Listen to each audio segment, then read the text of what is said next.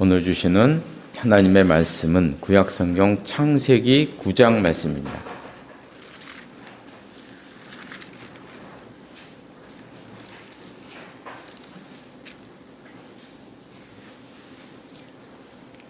창세기 9장 8절로 17절 말씀 11쪽에 있습니다. 8절로 17절 말씀까지 한 절씩 교독하시겠습니다. 제가 먼저 9장 8절 말씀을 읽겠습니다. 하나님이 노아와 그와 함께한 아들들에게 말씀하여 이르시되 너희와 함께한 모든 생물 곧 너희와 함께한 새와 가축과 땅의 모든 생물에게 세우리니 방주에서 나온 모든 것 곧 땅의 모든 짐승에게니라. 내가 너희와 언약을 세우리니 다시 모든 생물을 홍수로 멸하지 아니하리라. 땅에 내가 그 수가 다시 있지 아니하리라. 하나님이 이르시되 내가 나와 너희와 및 너희와 함께하는 모든 생물 사이에 대대로 영원히 세우는 언약의 증거는 이것이니라. 내가 내 조치계를 구름 속에 두었더니 이것이 나와 세상 사이의 언약의 증거니라.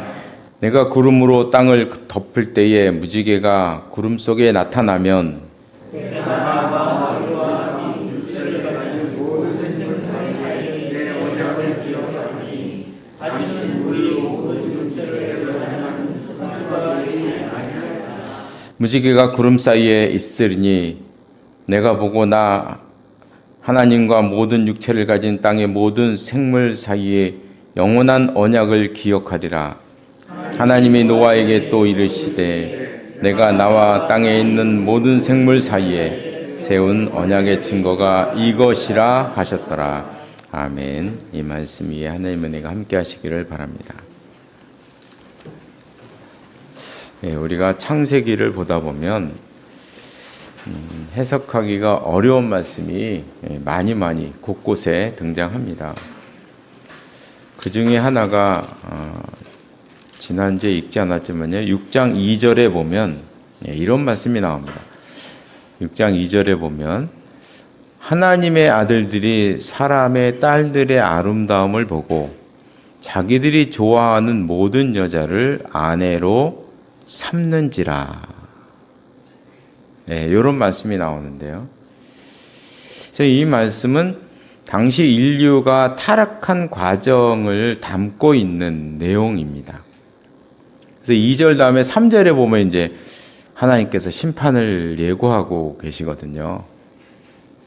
그러니까 이제 2절의 말씀이 당시 사람들의 그 타락한 상황을 담고 있는 내용이에요. 이게 우리가 봤을 때 뭔 내용인지 모르겠지만, 중요한 내용을 담고 있는 내용이라는 거죠. 그럼 여기서 이제 하나님의 아들들은 누구이고 사람의 딸들은 누구인가? 이것이 이제 중요한 점이 되는 것입니다. 어떤 사람들은 이렇게 해석합니다.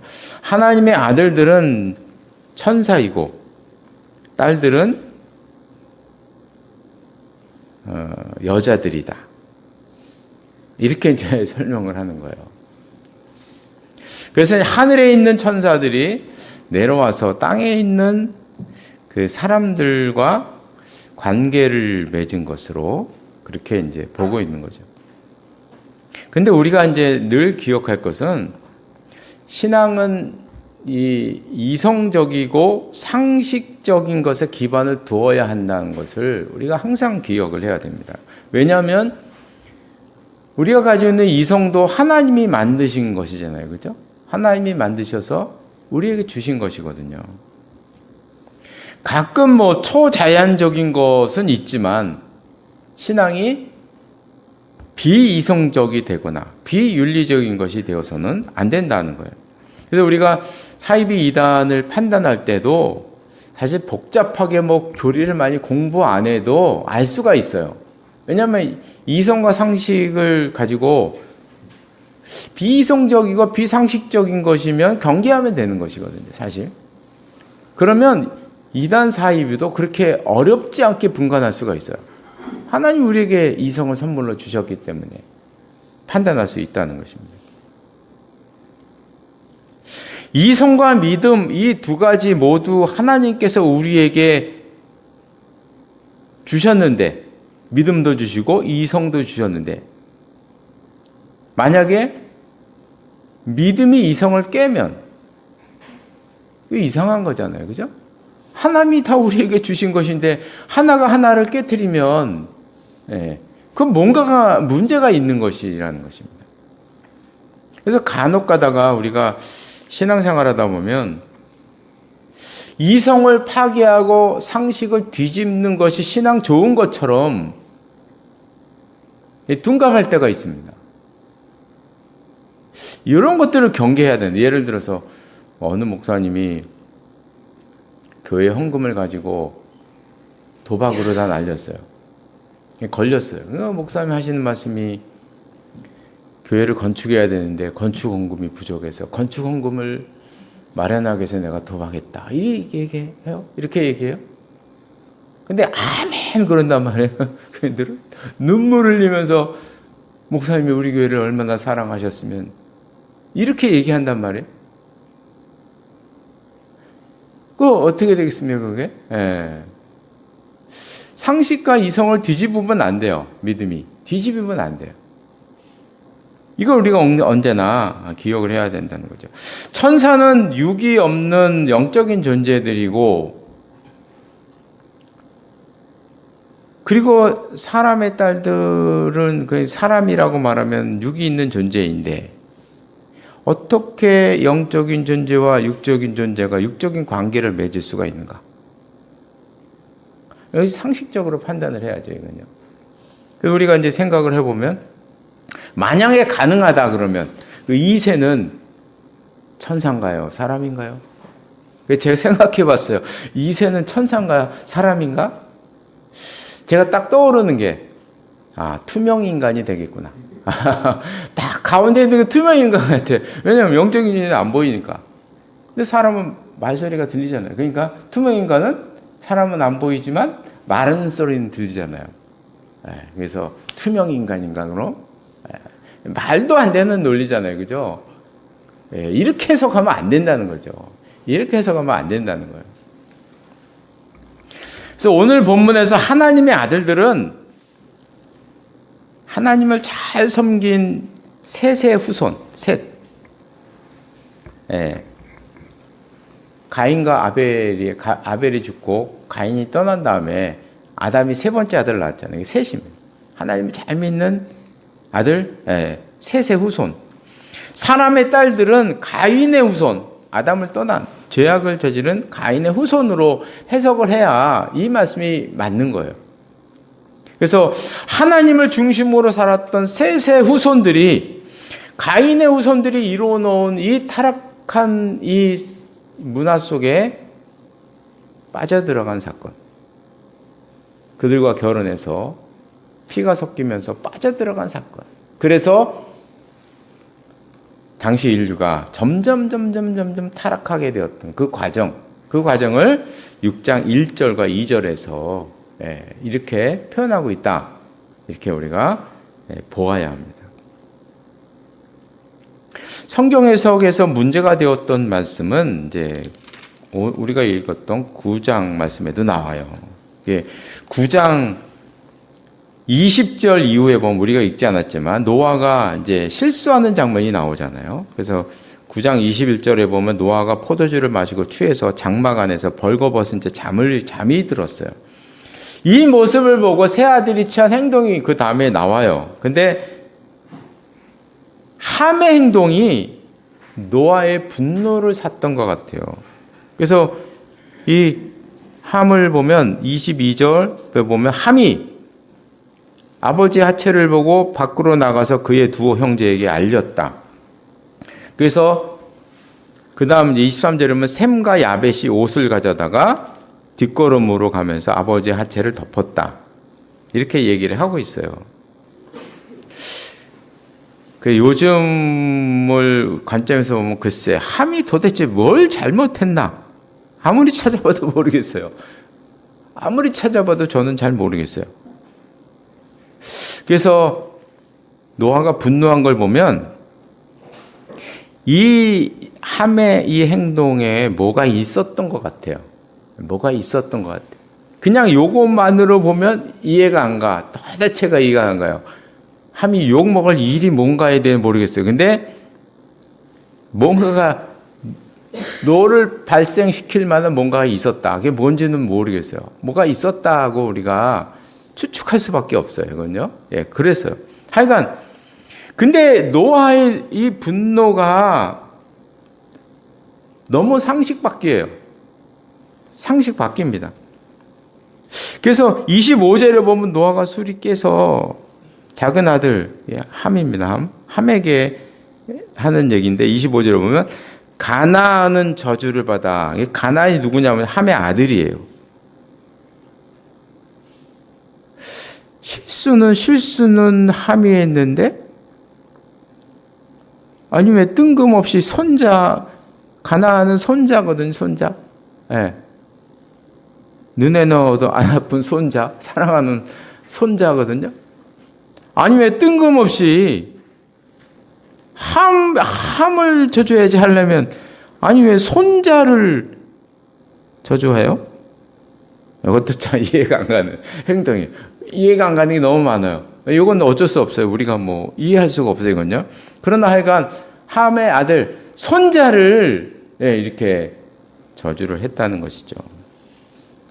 이 말씀이 이제 역사의 아픔이 되었는데 셈은 아시아 쪽으로 살았어요. 그래서 아시아의 조상이라고 알려져 있고 야벳은 유럽으로 가서 살았어요. 유럽의 조상이라고 되어 있고요.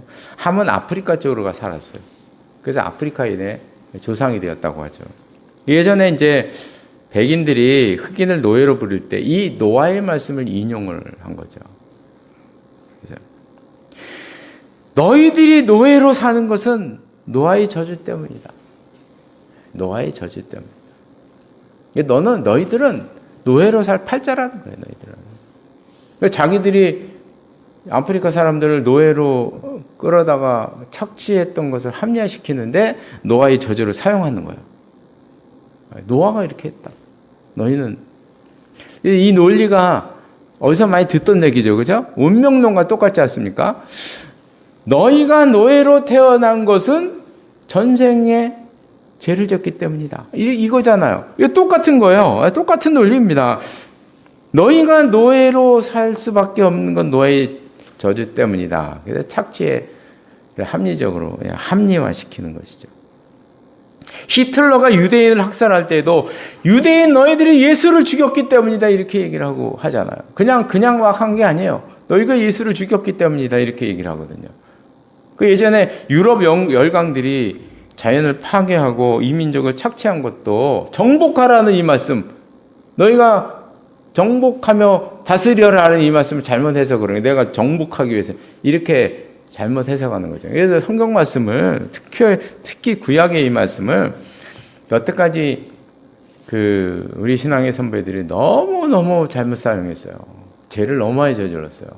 성경을 인용해서 자기 마음대로 그냥 막 끌어다가 사용해서 자기 착취를 합리화시키는 이런 데 이제 사용을 한 거죠. 우리가 성경을 볼 때는 이성을 발동해야 됩니다. 이성을 꼭 기억하셔야 돼요. 이상하게 신앙과 닿으면 이성이 상실돼요. 막 상식이 파괴돼요. 이런 일들이 너무 많이 일어나고 있어요. 그러면 안 되죠. 이성을 사용해야죠, 이성을. 그래서 이렇게 성경을 해석하는 나쁜 그 잘못을 고쳐야 한다는 것입니다. 우리가 이제 성경에 보면 홍수 사건을 전후로 해서 몇 가지, 한 4가지 정도를 살펴볼 필요가 있어요. 가장 첫 번째는 홍수 사건의 가장 큰 특징은 홍수 일정이 정확하게 기록되었다는 거예요. 이게 참 재미있어요. 한번 보면 7장부터 보면요. 7장 11절에 보면 그때부터 정확히 나와요.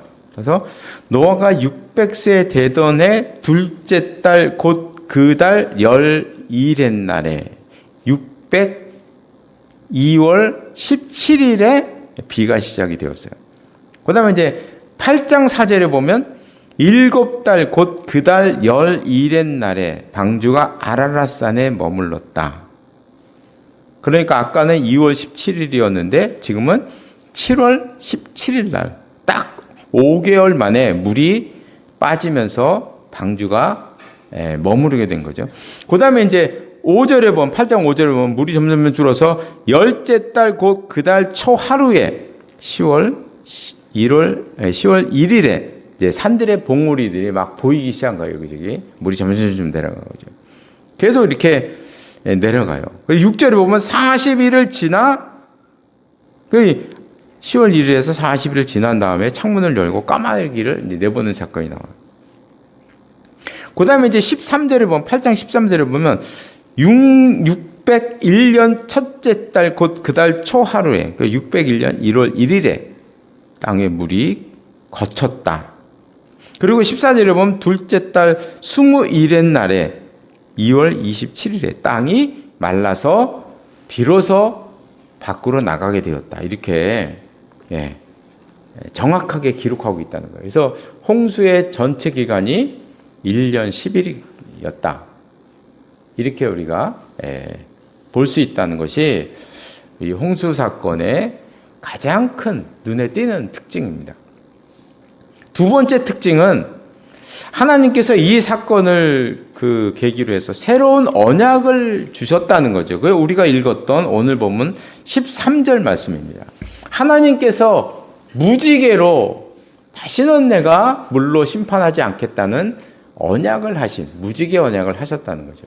그래서 우리가 이것을 볼 때도 하나님께서 이때 무지개가 없었는데 새로 만드셨다 이렇게 말하기보다는 원래 무지개가 있었는데 그 무지개를 가리키면서 말씀하셨다 이렇게 말하는 게 옳죠. 그죠? 그게 더 합리적입니다. 그래서 새로 막 무지개를 만드셨다. 이 얼마나 자극적이에요.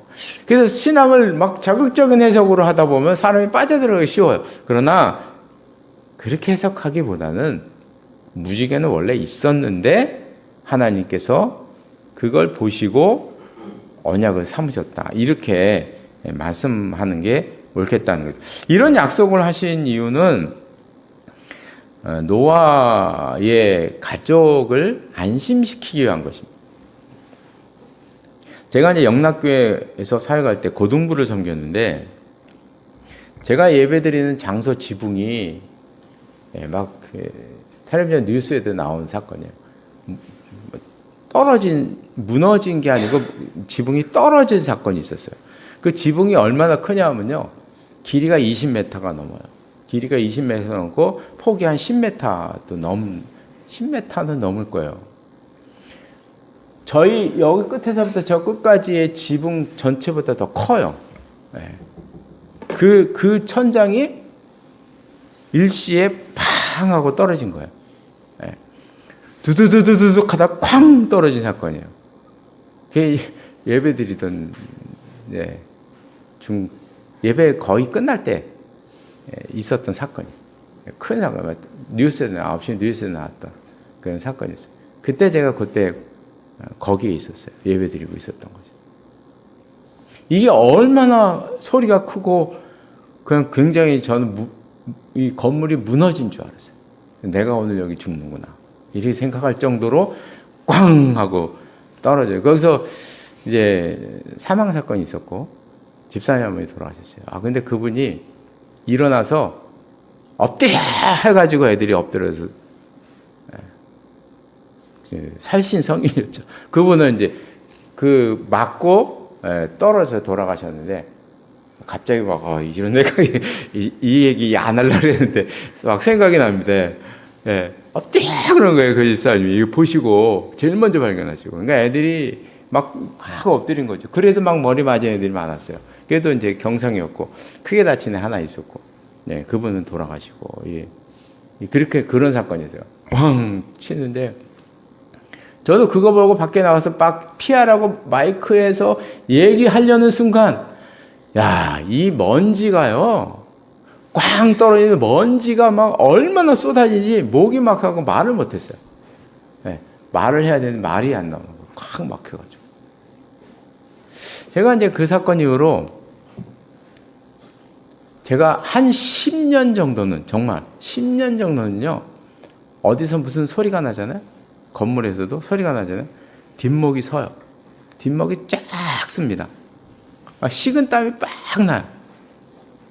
네, 그렇습니다. 요번에 포천에서 포탄이 떨어졌죠. 네, 저는 거기 마을 분들은요, 비행기가 날아다닐 때마다 뒷목이 쓸 거예요. 어떻게 사실지 모르겠어요. 몇 년 동안. 네, 막 트라우마가 시달리는 거죠. 노아와 가족은요, 지붕 떨어지는 건 유가 아닙니다. 네, 이거는 천재지변이잖아요. 천재지변. 이 정도의 그 재난을 겪었으면요, 빗소리만 나도 두근두근거리고요, 빗소리만 나도 어디 나가지를 못하고, 이거는 네, 저는 공황장애가 오지 않았을까. 물만 봐도, 이 정도만 되면요, 물만 봐도 그냥 막 도망 다닐 거예요. 이 정도면요. 그러니까 하나님께서 약속하신 것입니다. 무지개를 보시면서 다시는 물로 심판하지 않겠다. 지금 하나님께서 노아와 가족들을 위로하신 것이죠. 안심시키시는 거예요. 그 마음을 위로하시는 거예요. 그게 이제 물론 이제 동물들과 그 후손들에게도 언약이 이렇게 통용되지만, 특히 가족들에게 큰 위로의 말씀을 드린 것입니다. 그러면 홍수 사건에서 세 번째 특징은 홍수 전후로 나이 변화가 있었다는 거죠. 우리가 아는 대로 홍수 이전에는 나이가 900살, 800살이었잖아요. 그죠? 800살, 900살이었어요, 사람들이. 아담도 930살이었고, 5장에 다 나오잖아요, 5장에. 그런데 홍수 이후부터는 급격하게 나이가 뚝뚝뚝뚝 떨어집니다. 떨어지는데요. 한번 11장에 보시면 나옵니다. 11장. 어떻게 떨어지느냐? 11장. 10절에 보면 셈은 10절에 보면 이제 100세에 아르박삭을 낳았고 500년을 지내며 자녀를 낳았다. 그러니까 600년을 살았어요. 셈이 600년이에요. 그러니까 뭐 노아보다 300년 적게 사는 거예요. 뚝 떨어지는 거죠, 갑자기. 그 다음에 이제 12절 보면 아르박삭은 35세에 셀라를 낳았고, 13절에 보면 나오는 430년을 지내며 자녀를 낳았다. 그러니까 465세가 되는 거죠, 합치면. 그러니까 아르박삭은 465세, 200년, 셈보다 200년이 갑자기 줄어요. 그 다음에 이제 쭉 내려가서 나홀 24절에 보면 나홀은 29세에 대를 낳았고 25절에 보면 119년을 지내면서 잘 나왔다. 그러니까 나홀은 148세. 그래서 이제 나올 때 이르러서는 100대로 툭 떨어지는 거죠. 그러니까 한 세대마다 100년 정도씩 뚝뚝뚝. 우리가 이제 사실 족보를 볼 때는 누가 누구를 낳고 누가 낳고 할 때 낳았다고 했을 때 꼭 아들은 아니에요. 꼭 아들은 아니에요. 왜냐면 이게 신앙의 족보이기 때문에 아들은 아니고 손자일 수도 있고 증손자일 수도 있어요. 그러니까 세대 간에 많은 세대가 더 들어갈 수가 있어요. 들어갈 수가 있어요. 그거는 우리가 늘 이제 주의해야 되고, 하여간 여기에 보면은 그냥 뚝뚝 떨어지. 제가 예상하기는 아버지보다 아들이 더 빨리빨리 죽는 경우가 여기에는 허다했을 거예요. 이 시대에는 허다했을 거예요. 자연적으로 뭐 병들어 죽는 거 말고, 사고로 죽는 거 말고, 분명히 자녀가 더 빨리 죽는 일들이 허다하게 많이 일어났던 세대예요. 이게 또 나중에 가서 이제 여기 보면 사무엘에 가서는 다윗이 나이가 30세 왕이 올라서 40년 동안 다스리고 죽었다. 다윗에 이르러 70세가 된 거예요. 70세가. 그럼 왜 갑자기 이런 나이의 변화가 왔느냐? 그래서 일감으로 짚히는 것은 지각 변동이 일어나서 그때 막 심한 엄청난 지진과 해일이 일어났다 그랬잖아요. 그래서 이 환경 변화 때문이 아니냐. 이렇게 많은 학자들이 추측은 하고 있어요. 기후의 변화다. 큰 기후의 변화다. 그게 이제 8장 22절에 보면요. 나와요. 8장 22절. 8장 맨 끝에 보면 이런 말씀이 나와요. 홍수 후에 이제 땅이 있을 동안에는 심음과 거둠과 추위와 더위와 여름 겨울 낮과 밤이 쉬지 아니하리라. 여기 보면 이때부터 이제 봄, 여름, 가을, 겨울이 생겨나게 되었다. 이렇게 말해요. 우리가 이제 과학적으로 접근할 때는 항상 그냥 참고만 하셔야 돼요. 참고만. 이때 엄청난 기후의 변화가 있었다. 이렇게 이제 추측을 하는 거예요. 추측. 참고만 하시고 하여간 엄청난 변화가 있었다는 것을 우리가 찾아볼 수가 있습니다. 끝으로 홍수 사건에서 가장 흥미로운 것. 저는 홍수 사건에서 가장 흥미로운 것을 저더러 꼽으라면 저는 이것을 꼽습니다. 뭐냐면 나이를 계산했을 때 물론 아까 이제 족보는 잘 보셔야 돼요. 낳았다고 아들은 나뉘어요. 몇 세대가 들어갈 수도 있어요. 하지만 노아를 중심으로 했을 때 나이로 이렇게 계산했을 때 노아 홍수가 일어나던 해에 죽은 사람이 성경에 있다는 거죠. 그게 저는 제일 흥미로웠어요. 누구냐면 무두셀라입니다. 무두셀라가 홍수가 나던 해에 죽었어요. 나이 계산을 한번 해볼게요. 나이 계산을. 창세기 5장 27절에 보면 무두셀라는 성경에 근은이라고 되어 있어요. 무두셀라는 성경에서 제일 오래된 사는 사람이죠. 969세를 살고 죽었어요. 969세예요. 그럼 이제 그에 대한 이야기예요. 그가 라멕을 낳을 때, 그 무두셀라가 아들을 낳을 때 187세였어요. 187세에 아들을 낳았어요. 근데 그 아들이 노아를 낳을 때는 182세였어요. 그 무두셀라 손자가 노아가 무두셀라의 손자라는 거죠. 손자 182세에 낳았어요. 홍수 때는 노아 나이가 600세예요. 그러니까 무두셀라의 나이를 한번 종합해 보면 라멕을 낳을 때 187세, 라멕이 노아 낳을 때 182세, 홍수는 노아 나이 600세. 이 셋을 더하는 거죠. 187, 182, 600 넣으면 969세가 딱 나오는 거죠. 물론 왜 아들이 아닐 수도 있어요. 사이에 뭐 간격이 있었어요. 자, 그러면 이제 우리가 볼 수가 있어요. 이 계산에 의하면 무두셀라는 노아 홍수가 있던 해에 죽었다는 거죠. 그럼 노아 홍수 전에 죽었을까요? 후에 죽었. 7월 보면 이제 아까 2월 17일에 홍수가 쏟아졌잖아요. 그러면 2월 17일 이전에 죽었을까요? 그 이후에 죽었을까요? 홍수로 죽었을까요? 홍수 전에 죽었을까요? 모르는 거예요. 그래서 우리가 노아라는 그 영화를 보면 무두셀라가 살아있어요. 그 노아와 대화도 하고.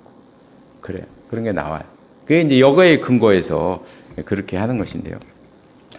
자, 그럼 진짜 흥미로운 것은 무엇이냐? 그 이름의 뜻입니다. 주보에 제가 잠깐 써놨어요. 무두라는 이름은 그것이 죽을 때라는 뜻이고요.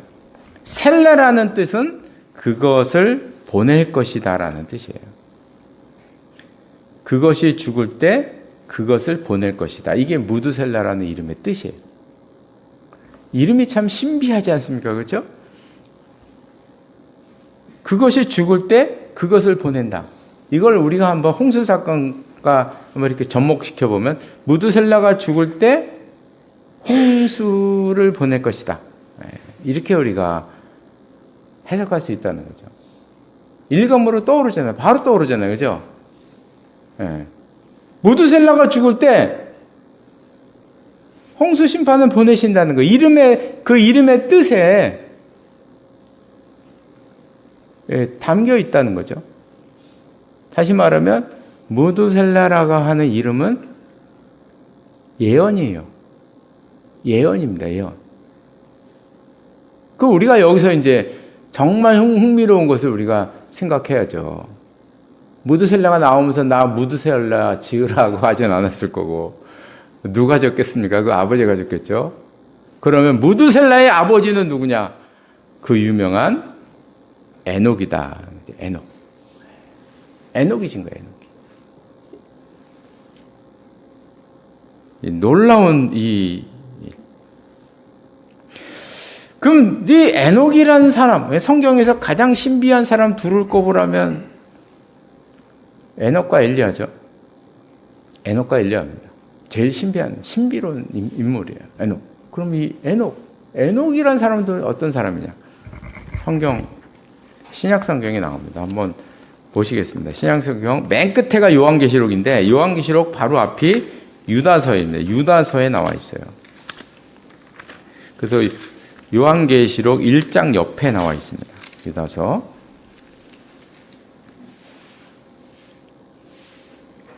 유다서 14절 말씀. 유다서 14절 397쪽에 있습니다. 14절에 보면 이런 말씀이 나오죠. 아담의 7대 손 에녹이 이 사람들에 대하여도 예언하여 이르되 보라 주께서 그 수만의 거룩한 자와 함께 임하셨나니 이는 무사람을 심판하사 모든 경건하지 않은 자가 경건하지 않게 행한 모든 경건하지 않은 일과 참 읽기도 어렵습니다. 그러니까 이 당시에 경건하지 않은 모든 타락한 사람들에 대해서 에녹이 심판을 예언했다는 말씀이에요. 그러니까 이 에녹이라는 사람이 이렇게 보면 인류 최초의 선지자가 되는 거예요. 인류 최초의 예언자, 선지자가 되는 거예요. 하나님 보낸 예언자가 되는 거예요.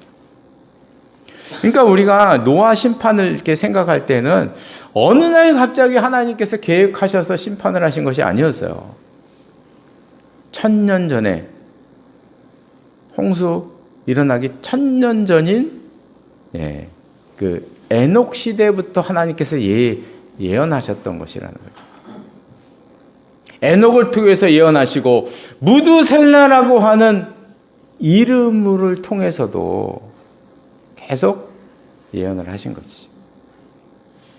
그래서 이 홍수 심판이 참 놀랍고 이 무두셀라를 통해서 보여주시는 그 뭔가도 상당히 참 충격적이고 은혜로운 말씀이었습니다.